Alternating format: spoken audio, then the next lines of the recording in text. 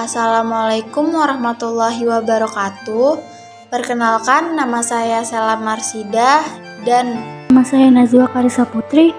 Kami akan menjelaskan materi tentang menelusuri tradisi Islam di Nusantara bab 12. Agenda yang kita akan bahas hari ini, yang pertama tradisi Nusantara sebelum Islam, yang kedua akulturasi budaya, yang ketiga melestarikan tradisi Islam di Nusantara. Yang pertama, tradisi Nusantara sebelum Islam. Sebelum Islam masuk dan berkembang di Nusantara, masyarakat telah memiliki keragaman budaya dan tradisi. Sebelum Hindu-Buddha masuk di Nusantara, masyarakat memiliki kepercayaan kepada benda-benda alam atau yang disebut dinamisme dan ruh nenek moyang atau animisme. Contoh pengaruh Hindu-Buddha di Nusantara adalah adanya relief Candi Borobudur dan candi lainnya. Candi di Indonesia pada umumnya adalah punden berundak. Punden berundak adalah bangunan tempat pemujaan ruh nenek moyang. Materi yang kedua yaitu ada akulturasi budaya. Akulturasi adalah proses pencampuran antara unsur kebudayaan yang satu dengan kebudayaan yang lain, hingga terbentuk kebudayaan yang baru tanpa menghilangkan ciri khas kebudayaan yang lama. Budaya Islam adalah segala macam bentuk cipta, rasa, dan persa yang berasal dan berkembang dalam masyarakat setelah mendapat pengaruh dari Islam. Budaya dalam pandangan Islam adalah sebuah tata nilai dan tradisi yang berkembang dari ajaran Islam.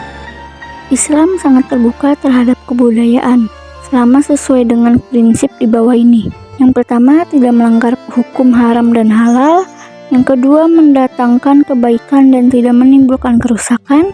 Yang terakhir yaitu sesuai dengan prinsip al-wala dan al-bara. Berikut ini adalah seni budaya Nusantara yang telah mendapatkan pengaruh dari ajaran Islam. A. Nama-nama bulan dalam Jawa. Bentuk akulturasi antara penanggalan Islam dengan penanggalan Jawa dapat dilihat pada tabel di bawah ini. B. Seni bangunan masjid. Wujud akulturasi dapat dilihat dalam bangunan masjid kuno, yaitu dilihat dari bentuk bangunan, menara, dan letak masjid. C. Seni ukir dan kaligrafi. Seni ukir yang dimaksud adalah seni ukir hias untuk hiasan masjid, bangunan makam di bagian jirat, nisan, cungkup, dan tiang cungkup. Kaligrafi adalah seni menulis indah dengan merangkaikan huruf-huruf Arab atau ayat suci Al-Quran, hadis, asma Allah Subhanahu wa Ta'ala, sholawat maupun kata-kata hikmah. D. Seni tari. Macam seni tari yang terakulturasi budaya Islam, tari jipin, tari seudati, dan tari saman. E. Seni musik. Hadroh adalah salah satu jenis alat musik yang bernafaskan Islam. Qasidah artinya suatu jenis suara yang menampilkan nasihat-nasihat keislaman. F. Seni pertunjukan. Seni pertunjukan wayang kulit merupakan perpaduan budaya Jawa dengan unsur keislaman. G. Seni sastra. Jenis karya sastra yang sesuai dengan ajaran Islam antara lain yaitu babat. Babat adalah dongeng yang sengaja diubah sebagai cerita sejarah. Contohnya babat Tanah Jawi, babat Cirebon, dan babat Mataram. Yang kedua yaitu ada hikayat. Hikayat adalah cerita atau dongeng yang biasanya penuh dengan keajaiban atau keanehan. Contohnya hikayat Raja-Raja Pasai, hikayat 1001 Malam, hikayat Bayan Mudiman. Yang ketiga yaitu ada suluk.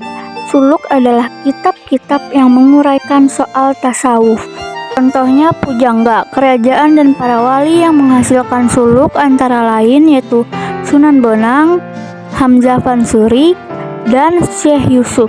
Materi yang ketiga yaitu ada melestarikan tradisi Islam di Nusantara. Tradisi adalah kebiasaan atau adat istiadat yang dilakukan turun-temurun oleh masyarakat. Banyak tradisi atau budaya yang berkembang di Nusantara antara lainnya. Yang pertama yaitu ada halal bihalal, yang kedua tabot atau tabuhi, yang ketiga kupatan atau juga disebut dengan bakso kupat, yang keempat sekaten di Surakarta dan Yogyakarta, yang kelima grebek, yang keenam grebek besar di Demak, yang ketujuh kerobok maulid di Kutai dan pawai obor di Manado, yang kedelapan tradisi Rabu Kasan di Bangka, Yang ke-9, Dukderan di Semarang. Yang ke-10, budaya tumpeng. Sekian pembahasan kali ini, mohon maaf bila ada kesalahan. Terima kasih. Wassalamualaikum warahmatullahi wabarakatuh.